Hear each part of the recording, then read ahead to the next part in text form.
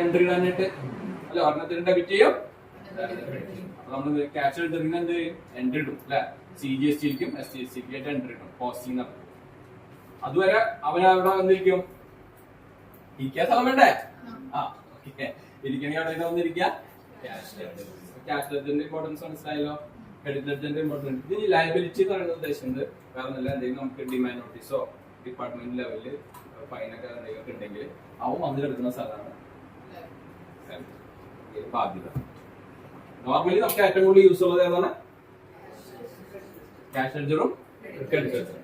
നമ്മൾ പൈസ കൊണ്ടുവന്നേക്കുമ്പോ എന്ത് നോക്കണം? ക്രെഡിറ്റ് ലെഡ്ജറിൽ പൈസ എത്രയുണ്ടെന്ന് നമ്മൾ നോക്കണം. അത് കഴിച്ചിട്ട് ബാക്കി കൊണ്ടുവരുള്ളൂ അല്ലെ? ശരിയല്ലേ? അല്ലെ? ക്രെഡിറ്റ് ലെഡ്ജറിൽ പൈസ നമുക്ക് ഉപയോഗിക്കാമല്ലോ ടാക്സ് അടയ്ക്കാനായിട്ട്. അതിനുശേഷം ബാക്കിയുള്ള പൈസ നമ്മൾ ക്യാഷ് ലെഡ്ജർ വഴി കൊണ്ടുവരേണ്ട ആവശ്യം ഉള്ളൂ. ക്ലിയർ അല്ലേ? ലെഡ്ജറിലെ കാര്യം മനസ്സിലാകും. ഡാഷ്ബോർഡിൽ തന്നെയാണ് നമ്മൾ നിൽക്കുന്നത്. Final returns